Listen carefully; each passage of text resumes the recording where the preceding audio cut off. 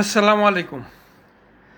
इंतहाई अफसोसनाक और अलमनाक हादसा गुल प्लाज़ा का जब से हुआ है, पूरा शहर जो है उसमें एक खौफ की फ़िज़ा है और हर आदमी अपने तौर पर कुछ ना कुछ करना चाह रहा है जो इस हादसे से बचना चाहता है। कुछ ऐसे फ़ीचर्स जो कि हर आदमी के लिए पॉसिबल हैं, वो आज की इस वीडियो में मैं आपसे शेयर करूँगा। देखें, पहली चीज़ तो ये है, और ये फ़ीचर्स ऐसे हैं कि इनके ऊपर कोई ख़ास ख़र्चा नहीं है। हमारे वहाँ बदकिस्मती से कराची के जो हालात रहे, चोरी चकारी, डकैती, इन तमाम मामलात के बाद लोगों ने अपने आप को महफूज करने के लिए ग्रिल्स और गेट्स वगैरह लगाए। आपको याद होगा, पहले गेट्स भी लगे हुए थे, तमाम सड़कें और तमाम गलियां जो हैं बंद थीं, और एक ऑपरेशन के ज़रिए तमाम गेट्स और तमाम गलियां जो हैं उनको खोला गया था। वजह ये थी कि सिक्योरिटी और सेफ्टी के हवाले से चीज़ें क्लियर हो जाएं और कभी भी कोई फायर की गाड़ी या एम्बुलेंस या कोई चीज़ आए तो उसको रास्ता मिल जाए। इसी तरीके से अभी तमाम फैक्ट्रीज़ में, तमाम रिहायशी इमारतों में हर जगह ग्रिल्स लगी हुई हैं, जबकि ग्रिल लगाना जो है वो जुर्म है। फायर पॉइंट ऑफ व्यू से, फायर प्रोटेक्शन के हवाले से खिड़की के ऊपर ग्रिल नहीं होनी चाहिए। ये मैं आपको दिखा रहा हूँ कि ये देखें, ये खिड़की है, इसके ऊपर ग्रिल नहीं है, और किसी भी खिड़की के ऊपर कोई ग्रिल नहीं है। ठीक है, ग्रिल जो है अगर कोई लगा ले तो उसके ऊपर जुर्माना भी है, उसके ऊपर सज़ा भी है। लेकिन हमारे वहाँ पर पूरी तमाम जगहों पर जो है ग्रिल्स लगी हुई हैं, और जब भी आग का इंसिडेंट होता है, खुदा न ख्वास्ता, तो सबसे पहला उसका जो अखराज होता है वो धुएँ का होता है, और धुआं बहुत तेज़ी से फैलता है। धुआं इंतहाई ख़तरनाक होता है, और धुएँ को डिटेक्ट करने के लिए ये देखें, ये एक रिहायशी इमारत है, बिल्कुल आपका आम सी रिहायशी इमारत है। इसके अंदर आप ये देखें कि ये स्मोक डिटेक्टर लगा हुआ है और इसका बाकायदा फंक्शनल टेस्ट होता है, और जैसे ही इतला हो यहाँ पे एक स्मोक की, तो पूरी बिल्डिंग में अलार्मिंग हो जाती है। पूरी बिल्डिंग को पता चल जाता है कि आग लगी है, और पूरी बिल्डिंग को 3 मिनट के अंदर खाली करना ज़रूरी होता है, जिसके लिए ड्रिल्स की जाती हैं, जो कि ड्रिल्स हम वहाँ पर भी कर सकते हैं। उसके बाद आप ये देखें कि किचन के अंदर अगर हम जाते हैं, ये दूसरे कमरे में मैं आ गया हूँ। दूसरे कमरे में भी आप देखें कि यहाँ पर भी जो है आपका स्मोक डिटेक्टर लगा हुआ है। ठीक है, उसके अलावा आप ये देखें कि गैस की फायर को कंट्रोल करने के लिए गैस का मेन कंट्रोल पैनल भी यहाँ अपार्टमेंट के अंदर ही लगा हुआ है, ताकि किचन में अगर आग लगती है तो उसको फ़ौरन यहाँ से बुझा दिया जाए, क्योंकि गैस की आग जो है वो बुझाई नहीं जा सकती जब तक कि उसको स्टारवेशन ना किया जाए, उसको जो है बंद ना किया जाए गैस की सप्लाई को। इसी तरह इलेक्ट्रिक का पैनल भी मौजूद है। इलेक्ट्रिक के पैनल के अंदर भी तमाम सर्किट ब्रेकर्स, सब चीज़ें जो हैं वो इंडिकेटेड है, और इसके अंदर बाकायदा डायग्राम लगी हुई है। फौरी तौर पे यहाँ पे आइसोलेशन ऑफ पावर होनी है। दूसरी चीज़, अगर किचन को आप देखें तो किचन की सेफ्टी इम्पोर्टेंट होती है। तो किचन के अंदर आप देखें कि ये हीट डिटेक्टर लगा हुआ है, और उसके साथ साथ जो है आपका हीट डिटेक्टर के साथ साथ देखें आप कि एक CO2 फायर एक्सटिंग्विशर लगा हुआ है। ठीक है, इसकी मेंटेनेंस भी ज़रूरी है, और इसके लिए बाकायदा लोग आते हैं मेंटेन करने के लिए। और जो भी यहाँ पे काम करता है फायर का, वो फायर डिपार्टमेंट से पहले सर्टिफिकेट लेता है। उसकी अपनी क्वालिफ़िकेशन इतनी होनी चाहिए कि वो सही चीज़ आपको सजेस्ट करे और सही काम करे। इसके अलावा कोई काम नहीं कर सकता। हमारे वहाँ हर आदमी काम कर रहा है। आग बुझाने का जो आपका निज़ाम है वो इसी वजह से कायम नहीं हो सक रहा कि नॉन टेक्निकल लोग जो है उसको हैंडल कर रहे हैं। उसके बाद आप देखें कि ये चूल्हा जो है, चूल्हे की मेंटेनेंस भी यहाँ का जो बल्दिया है और इलेक्ट्रिकल डिपार्टमेंट सीवा वो करता है, और उसके अलावा कोई इसकी मेंटेनेंस भी नहीं कर सकता, इसको लगा भी नहीं सकता। इसके बाकायदा लीकेज हर चीज़ को चेक करने के लिए लोग आते हैं। तमाम ये देखें, इसकी जो डोर्स हैं इनके ऊपर ये शीशा जो लगाया हुआ है, ये रेटेड शीशा है कि अगर यहाँ पे आग लगी तो ये आग 1 घंटे तक यहाँ से बाहर नहीं जाएगी। ये इसी तरह ये जो दरवाज़ा है ये भी मेटल का है, ताकि आग को यहाँ पर कन्फाइन कर सके। आग लगने के बाद ये उसूल और ये कवानीन कराची में भी मौजूद है, लेकिन उनका इम्प्लीमेंट नहीं होता। हम जब घर खरीदते हैं तो जिस तरह हम नल और दूसरी चीज़ें देखते हैं और पूरे घर का इंस्पेक्शन करते हैं, उसी तरीके से हमें ये चीज़ों का भी प्रोविज़न देखना चाहिए, क्योंकि ये बिल्डर की ज़िम्मेदारी है कि स्प्रिंकलर सिस्टम, आपका स्मोक डिटेक्टर और तमाम पैसिव फायर प्रोटेक्शन जो है देना, वो बिल्डर की ज़िम्मेदारी है। अब आप देखें, जैसे ही लाइट जाती है, जैसे ही मेन स्विच बंद होता है, तो फौरी तौर पे यहाँ पर इमरजेंसी लाइट्स मौजूद हैं। इन इमरजेंसी लाइट्स के ज़रिए से जो है ना, यहाँ पे रोशनी हो जाती है। और ये जो इमरजेंसी लाइट्स हैं, इनका बैकअप जो है वो 1.5 घंटे है। ये कॉरिडोर में मैं आ गया हूँ। कॉरिडोर के अंदर आप देखें, ये 50 फीट का तकरीबन जो है आपका कॉरिडोर है, और इसके अंदर ये 3 इमरजेंसी लाइट्स यहाँ लगी हुई हैं, और इसी तरह स्मोक डिटेक्टर्स लगे हुए हैं, स्प्रिंकलर सिस्टम लगे हुए हैं। और फिर ये देखें कि आप जैसे ही इधर से दूसरी, ये तकरीबन 2-250 गज का प्लॉट है जिसके ऊपर ये अपार्टमेंट बने हुए हैं। तो यहाँ पे आप ये देखें कि ये दरवाज़ा है एग्ज़िट, इसकी साइन लगी हुई है। अब सबसे पहले इत्तला हो गई, धुआं आ गया। धुआं आते ही जो है आपको पता चल गया, आप निकले, और आने के बाद ये तमाम चीज़ें जो है बैटरी ऑपरेटेड है। ये जो एल्यूमिनेटेड आप साइन देख रहे हैं एग्ज़िट की, ये एल्यूमिनेटेड है। इसका भी बैकअप 1.5 घंटे का है। सही है। इसी तरीके से ये आपका जो अलार्म सिस्टम है या इमरजेंसी लाइट्स हैं, तमाम की तमाम डीसी पावर के ऊपर हैं। आपकी बिजली चली जाए, आपका जनरेटर बंद हो जाए, और इनको बंद करना पड़ता है, क्योंकि सबसे बड़ा मीडिया जो है फायर डिपार्टमेंट का आग बुझाने का, वो पानी है। जिस जगह पे फायर बड़ी होती है, वहाँ पे टेम्परेचर जो है वो 200 डिग्री सेंटीग्रेड से ज़्यादा होता है। लोगों का ये रवैया कि फ़ोम इस्तेमाल करना, ये 200 डिग्री सेंटीग्रेड के ऊपर पानी जो है वो एवपोरेट हो जाता है, और फ़ोम जो है वो ख़ुद पानी है। फ़ोम क्या है, जो साबुन आप जिस तरह इस्तेमाल करते हैं पानी से झाग बनाने के लिए, इसी तरीके से उसमें 96% पानी होता है, और 4% जो है वो फ़ोम होता है, साबुन होता है, जिससे झाग बनते हैं, जो कि तेल की आग को, बहते हुए तेल की आग को रोकने के लिए होता है। उसका इस्तेमाल उन जगहों पर नहीं होता फायर ग्राउंड पर जिसका टेम्परेचर 200 डिग्री सेंटीग्रेड से ज़्यादा हो, जैसे गुल प्लाजा वगैरह की आग है। तो फायर डिपार्टमेंट को पता होता है, वो लोग जो काम कर रहे होते हैं अपने तरीके से कर रहे होते हैं, लोग उनको टेक्निकली एडवाइस कर रहे होते हैं मुख्तलिफ़ चीज़ों से, लेकिन वो ऐसा कर नहीं सकते। जो पॉसिबल है वही किया जाता है। अब जैसे ही अलार्म हुआ, अलार्म होने के बाद आपका एग्जिट साइंस और लाइट ऑफ हो गई, आपने अपनी लाइट भी ऑफ की। उसके बाद जैसे ही यहाँ पे अलार्म हुआ, नीचे मेन कंट्रोल रूम है, मैं दिखाता हूँ वो भी आपको, वहाँ पर इत्तला जाएगी, वो मेन स्विच भी बंद कर देंगे। ठीक है। उसके बाद ये लाइटें जो है ये ऑन हो जाएंगी, और लाइटें ऑन होने के बाद जो है लोग ये भी देखें, इसमें भी रेटेड ग्लास लगा हुआ है, रेटेड डोर लगा हुआ है, क्योंकि सीने को महफूज रखना बहुत ज़रूरी है। खुदा न खास्ता इधर आग लगती है तो वो आग सीने में नहीं जा सकती, बिल्कुल पैक्ड है ये। ठीक है। स्मोक न फ्लेम, उधर जाने में 1 घंटा लगेगा, क्योंकि वहाँ से लोगों को उतरना है। अब आप ये देखें कि ये एग्जिट है, और बिल्कुल क्लियर एग्जिट है। इसके अंदर तमाम लाइटें लगी हुई हैं, इमरजेंसी लाइट्स लगी हुई हैं। स्मोक बनने से सब छत के ऊपर लगा हुआ है। जो भी धुआं आएगा वो धुआं पॉजिटिव डिस्प्लेसमेंट के थ्रू जो है ना, वो इस तरफ नहीं जाएगा, वो इसी से खारिज हो जाएगा, और सिस्टम जो है स्मोक मैनेजमेंट सिस्टम काम करना शुरू कर देगा। उसके बाद देखें, इलेक्ट्रिकल का मेन पैनल यहाँ पे मौजूद है।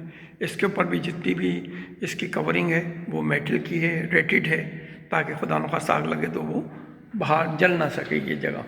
उसके बाद अगर आग लगती है इलेक्ट्रिकल की, तो उस पर CO2 का फायर एक्सटिंग्विशर चाहिए, वो ये मौजूद है।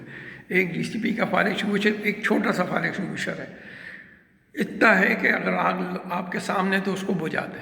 ठीक है।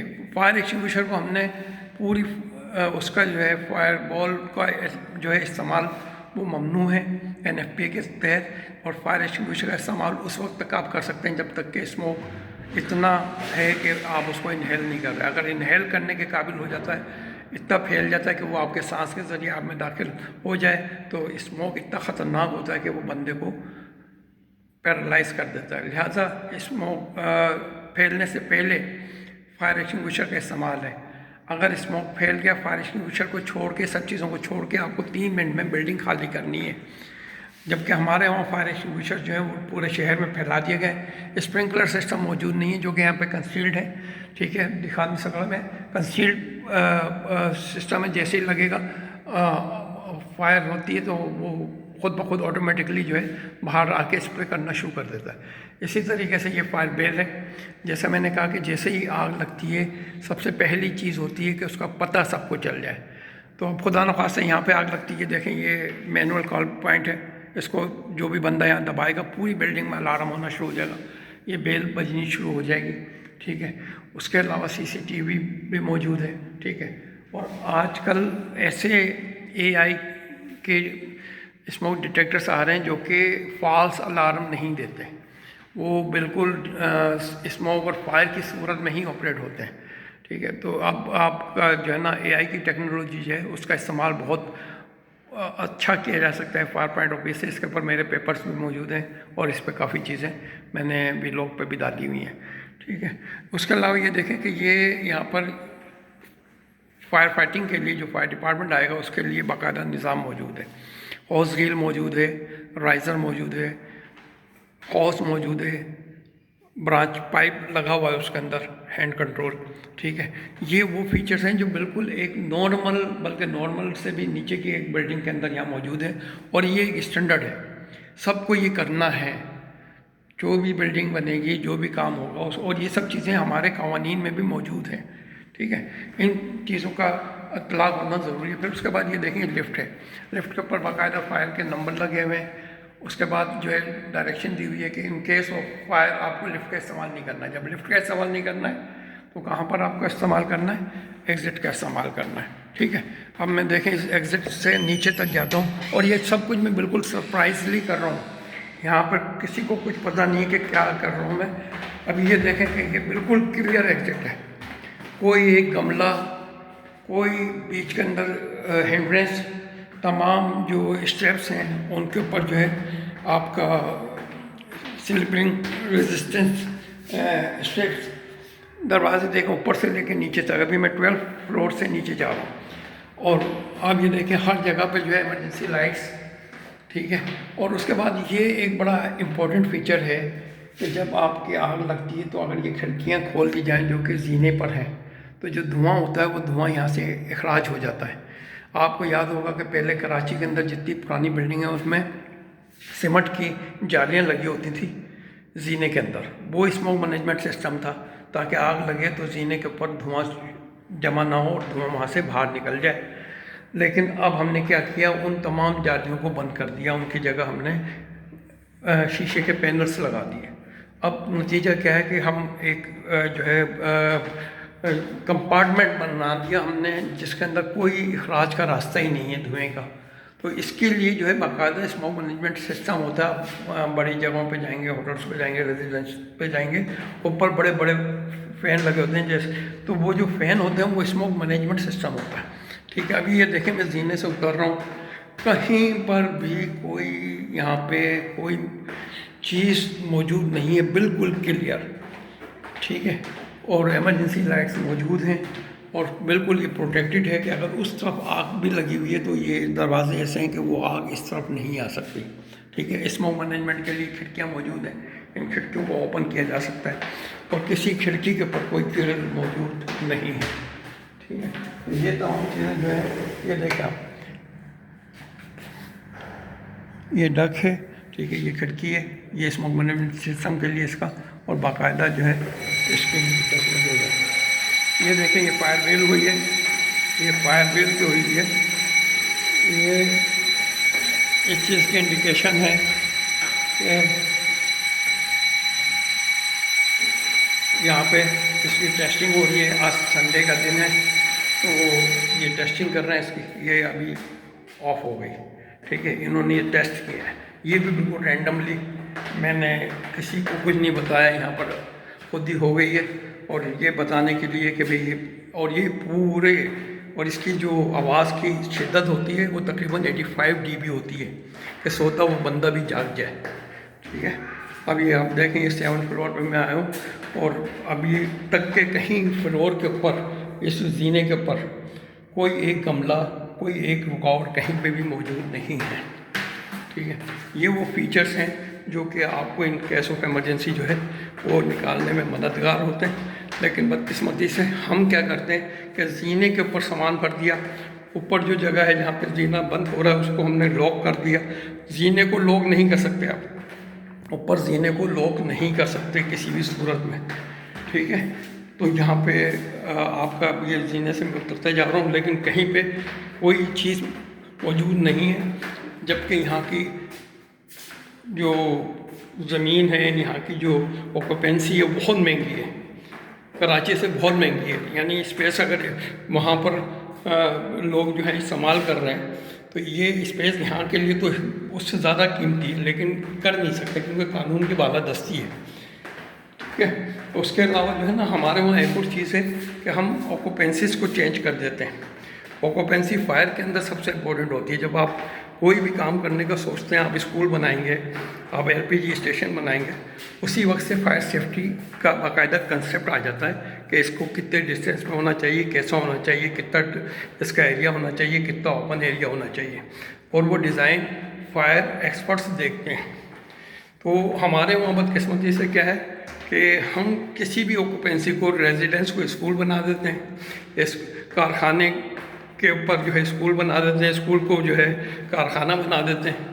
और अब तो ये लीगली अलाउ कर दिया गया है, जो कि बहुत बड़ा अलमिया है। कराची मेट्रोपॉलिटन सिटी है, अब तो कॉस्मोपॉलिटन सिटी है। तो इस कॉस्मोपॉलिटन सिटी के जो कवानीन हैं वो भी कॉस्मोपॉलिटन सिटी की तरह होने चाहिए, ना कि वो एक आम शहर। इवन मैं कहता हूँ कि कराची के जो कवानीन हैं वो इस्लामाबाद और लाहौर से भी ऊपर होने चाहिए, और उनकी इम्प्लीमेंटेशन बहुत ज़्यादा होनी चाहिए, क्योंकि कराची की जब टोपोग्राफी, जोग्राफी वो बिल्कुल मुख्तलिफ है। पूरे मुल्क के किसी भी शहर से आप उसको नहीं मिला सकते। 70% जो है बाहर की आबादी मौजूद है, तमाम सुबहों हर जगहों से वहाँ पे लोग आए हुए हैं। 68% से ज़्यादा रेवेन्यू देता है, ठीक है। और उसके बाद जो है वहाँ पे जो सिस्टम अंग्रेज़ ने लगाए थे, फायर हाइड्रेंट सिस्टम, फायर की गाड़ी जब जाती है वहाँ पर पानी का स्टोरेज वहीं मिलता है। वो भी मैं दिखाता हूँ आपको। हमारे वहाँ बिल्डिंग्स के अंदर, इनके अंदर कोई भी, जैसे मैंने यहाँ पे आपको राइजर दिखाया, जैसे हाइड्रेंट सिस्टम समझ लें आप, तो पानी का प्रोविजन भी वहीं पर होता है, हर बिल्डिंग के अंदर, हर कारखाने के अंदर। अब मैं नीचे तक आ गया, ठीक है। आपने देखा कि कहीं पे कोई चीज़ मौजूद है, एग्जिट के साइन लगे हुए, एमरजेंसी लाइट आखिर तक हर एक ऑपरेटिव है, ठीक है। सीसीटीवी लगा हुआ है, इस पे लोग हटाया हुआ है बिल्कुल, ठीक है, कोई इसको बंद ही नहीं कर सकता। उसके बाद मैं बाहर आ गया हूँ। ये बाहर आने के बाद देखें दो रास्ते, एक रास्ता इस तरफ एग्जिट लगा हुआ है, एक रास्ता इस तरफ एग्जिट लगा हुआ है।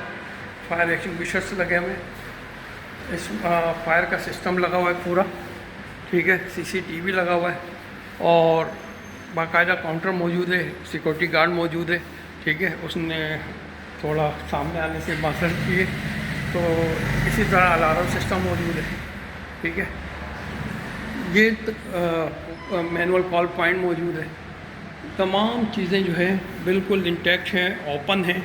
दरवाजे जितने भी हैं बाहर की तरफ खुलने वाले हैं, उनका आप साइज़ देख लें, सवाल ही पैदा नहीं होता कि कोई इन दरवाज़ों को बंद कर दे।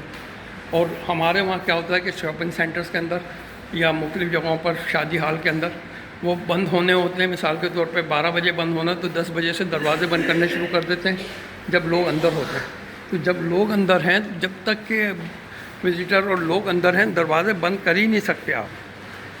दरवाजे बंद करना सबसे बड़ा जुर्म है उस वक्त। उसके बाद अप्रोच देखें आप, तमाम बिल्डिंग्स के लिए जो है ना बाकायदा अप्रोच है। स्नॉर्कल या कोई भी चीज़ आना चाहे यहाँ पर आ सकती है, ठीक है।